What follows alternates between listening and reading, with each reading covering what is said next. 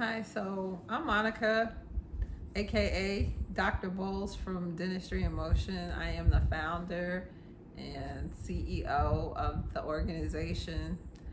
I went to dental school at Howard University in Washington, D.C. Very great school. Still have my friends, my classmates.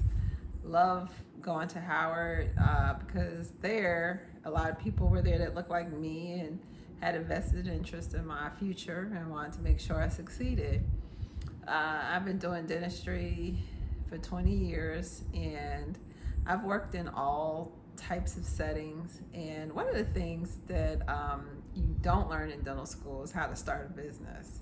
So you learn how to be a great dentist, you learn how to deal with patients, but starting a business is a whole different animal because each state has different restrictions and regulations, and you gotta file for your tax ID number. You gotta file for, in some cases, a SAMS or a DUNS number or a UEI number. So you need all these numbers. But getting started took about a year. And anytime you are building a skyscraper, you gotta go down one floor for every 2 or 3 floors up. So building a foundation for a business takes a while for a successful business. A lot of times people want to jump out there because they feel inspired or something like that, and which is always a good thing. But after a while, that inspiration wanes because you don't have the consistency or the stick-to-itness that you need to actually make a business successful. And we see a lot of these people around us that are successful, like Jay-Z and Beyonce.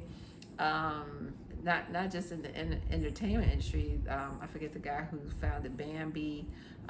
There's a whole lot of great successful entrepreneurs, but they were planning. They were planning a lot longer than it took before you saw who they were. So planning for this business has been a labor of love because you're doing all this, you're spending money, you're buying supplies, you're buying software, you're talking to people, asking tons of questions. And one of the things I like to do if I have an idea, I like to ask at least 3 or 4 people, because then if you start to hear the same answer over and over again, you're kind of on the right track. So I started out, I tried to get a business consultant. They weren't, business consultants can be very tricky if you're not sure what you want to do and you're not sure of your vision. Hiring a business consultant that knows little to none about your industry is difficult. It's difficult because they might have their template of the way they want to do things and the way they think things should be done, like a financial asset portfolio. Everybody doesn't fit the same cookie cutter type of business plan, which brings me to my other thing. Writing a business plan, a detailed business plan, is going to be your best investment as far as time into your business. A lot of people jump out there and they just start. And take the time to write a good, thorough business plan, because if you look at Richard Williams, what he did for Serena and Venus was he did a business plan for them. Okay, he did a business plan for the success of his family, and he kept sticking to that plan. Now, not to say that things can't change, take stuff out, put stuff in, but who are you targeting? Who is your target audience? Who's your demographic? Where do you plan to get your startup money from? Because a lot of people think, oh, I could go get an SBA loan. Yeah, a lot of people try to get SBA loans, but they want to see how much money that you've put on the table so far. So you need to keep detailed records about where your money went. Given so-and-so a few $100s to do a couple things for you, that's fine, but you have to record that because the SBA wants to see where your money went when you were developing your business, and they want to see that you have some skin in the game before they invest their money in you. Because a lot of businesses, especially small businesses, go belly up in the first year or two. So They want to see that you're spending money correctly. So take some time to plan, take some time to see how much things cost. Like, how much does commercial space cost in your area? How much does water cost if you need a lot of water? A lot of people don't even know, like, oh, that's nothing. But you start to see a lot of small things that you need to think about when you start creating a business plan. And I think I looked at about 20 YouTube videos about business plans. And not only that, get people to read it.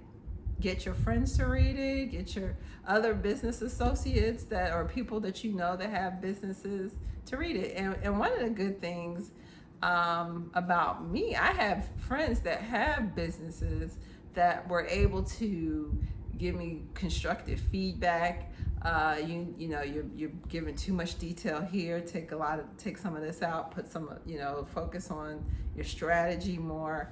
And so, my business plan turned out to be about 20 pages, but it was everybody that read it after I did maybe 30 or 40 versions of it. And don't think just because you write it once, that's it.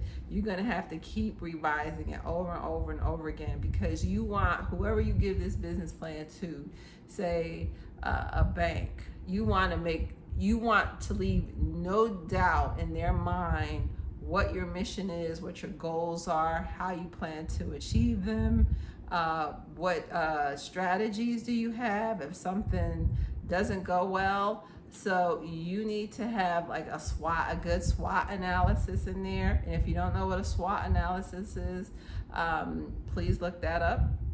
And then you need a support system. You need your ground team.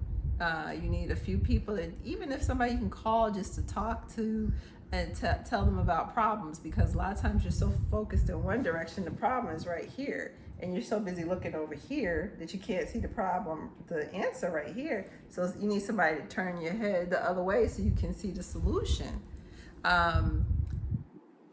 You might get turned down from a bank that you have been banking with for years. That's happened to me. I was banking with Wells Fargo for years, and they turned me down, and they turned me down because of a situation I had with an apartment living situation where I got flooded out my apartment, and then they didn't decide to let me out of my lease. And I'm like, well, I'm not going to live in a moldy, flooded apartment, and no, I don't want the other apartment that you thought that I should take. So that was on my credit. So I had to jump over hoops, but that was not going to stop me. Okay, so I went to another bank. The other bank gave me a loan. It wasn't as much as I would have wanted, but it was definitely something to help me get my core pieces, my major equipment, because when they told me how much they were going to give me, I already had the prices of the equipment that I needed. And I said, okay, well, I can get these 3 pieces of equipment with that loan. And then you have to do a thorough analysis of who and how you plan to reach your audience. I'm not a social media person, but I hire people, or I have people in my camp who says you need some social media exposure. So hence, I have to do a video or 2 every once in a while so people can understand the journey and how it is. I mean, it's rewarding, but like I said in the beginning, you have to plan, dig your foundation, create your blueprint.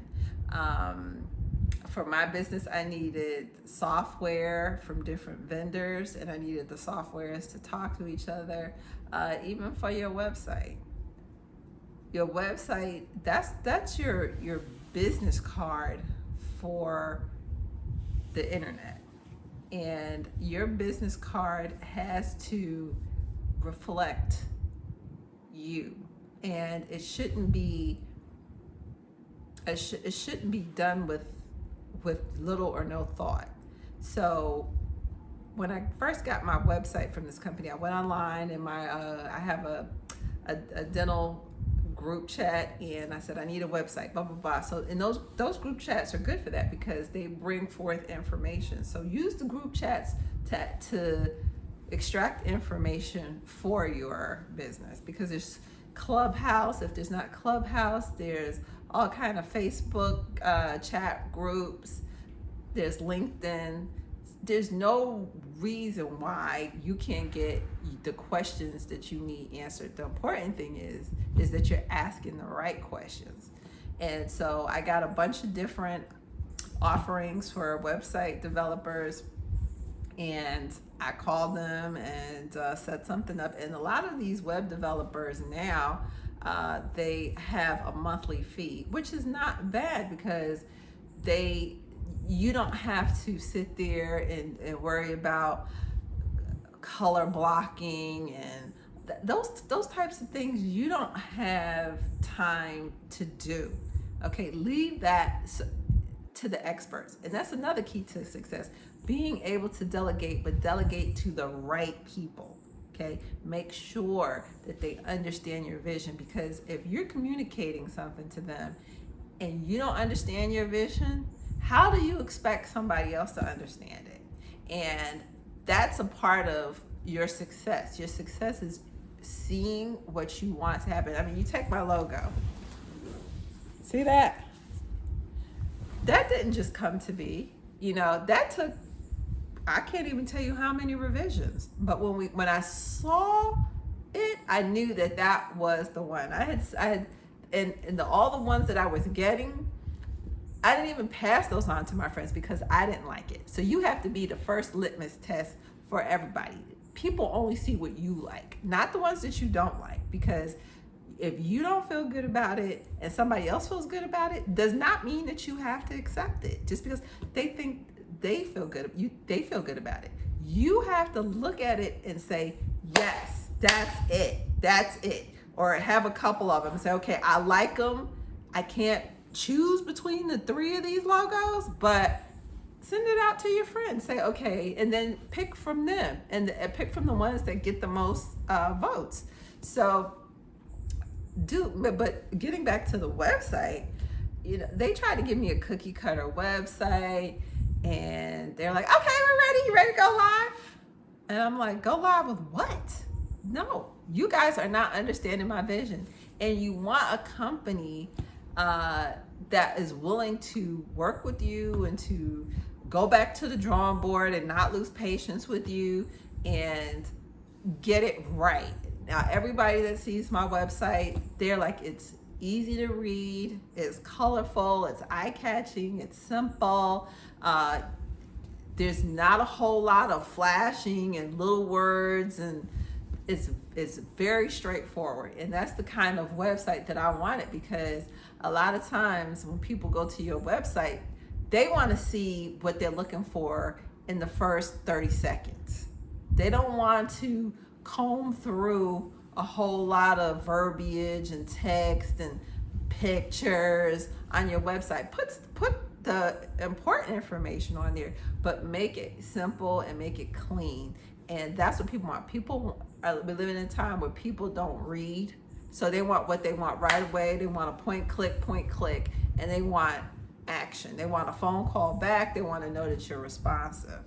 So the website was a big deal. Then I had to, like I said, get all the software that I needed. I had to get my patient software, and then I had to make sure my patient software could have the proper imaging software. So just interviewing, I had to call and interview these software companies, talk to them, find out this, tell them if this is what you're trying to do, because if their software can't accommodate what you're trying to do, that's a waste of time and a waste of money. And neither one of those anybody has an endless resource of. Okay, so make sure that the people that you're dealing with understand what you need to do. I don't take insurance, so I needed to make sure that they understood that, and that I had ways to track my patients. I had ways to find out if somebody slipped through the hoops. I needed to run reports, so that the more I spoke to the software companies, the more I was able to narrow down who to work with. So deciding what you need in the first 90 days, when you say, okay, today is the day, I'm gonna get in gear, I'm gonna get my butt in gear, and I'm gonna go forward. Make it 90 days. Take 90 days to think about it, and get you a notebook. Notebooks are key, okay? Because I go through notebooks all the time. Put today's date, write down, even if it's just an idea, even if it's just a thought, or I got to do this, and you can mix your business and personal, and keep your personal life on track, because if your personal life isn't on track, that detracts from anything you're trying to do with business. So when you are starting a business, have your personal life on an even keel, okay? Going through a divorce or dealing with problem relatives and stuff like that all detracts. And people say, oh, well, you should be able to start a business, but you have to get into a mind space where this is important. I'm gonna give an hour or 2 hours to this uninterrupted per day, or Monday through Friday, however you want to do it, and be consistent about it. But you have to, and that is the key, be consistent about it and give your planning a chance to come through. Think about it in different ways, like a Rubik's Cube. Look at it from all different aspects, okay? But don't overanalyze to the point where you can't move forward, because people are gonna say stuff, and people are gonna question you and question this, and you have to be willing to not to turn those voices off, because a lot of times if you're not sure about it, gravitate into somebody who doesn't see your vision, or who's negative, or who never had a vision that they put into fruition, or they got rolling. They're not going to be happy for you. So those are the people that you need to stray away from, because they are detractors. Okay, you don't want detractors. You want people who add to you.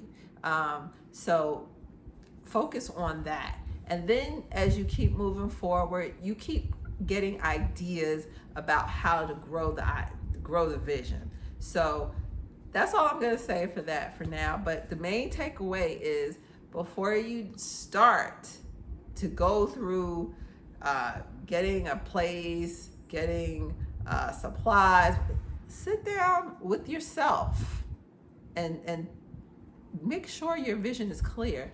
And a lot of times people want to take on a partner, and this, before you start doing that, understand that partners need to be someone that can add to your vision. Partners need to be someone who brings something bigger to the table than you couldn't do without them, okay? They need to be people that you cannot live without, okay? If there's somebody that you could live without, then do it, because a lot of times partners bring drama. All right. So understand, before you start saying, oh, we're going to get together, we're going to open a sandwich shop, even a sandwich shop, plan it out. Who's responsible for ordering supplies?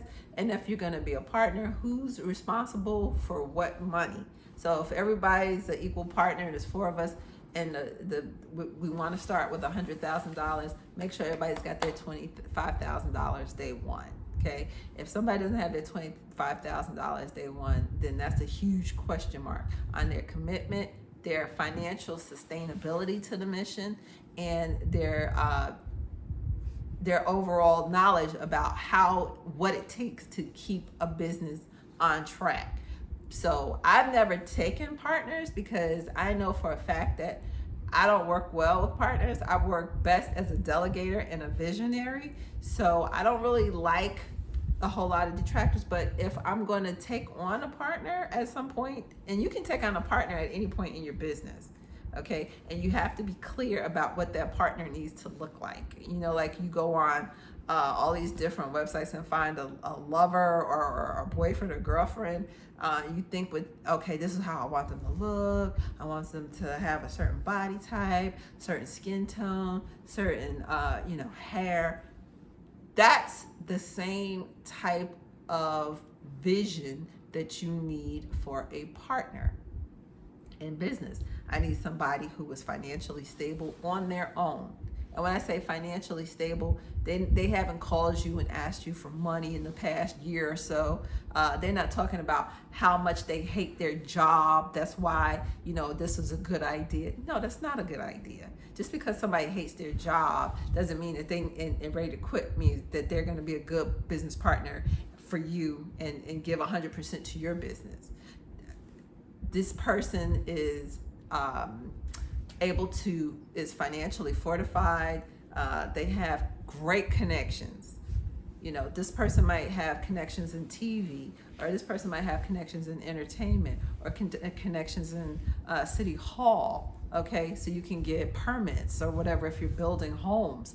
Make sure this person has the type of connections that's gonna make your business go forward when you decide to take on a partner. Too many people take on partners in the beginning when their vision is not completely crystal clear to themselves. So bringing somebody into that is just bringing somebody into mess, or expecting them to clean up your mess. So don't do that. Be clear. Take 90 days. Get your mind right. I don't care if your business plan is 1 page. It's going to be 1 page to start. But what that should tell you is that I need to really think this out, because now you're putting your resources into it. You're putting money that you could be paying bills and doing other things with to this. So when you're sacrificing other things, you need to make sure that you are sure. In that 90 days, when you start developing a business plan, your mission statement, all that good stuff that you need to put into a business plan, you will start to see where you're deficient in your own vision. All right, that's it for now. Hope to see you again soon.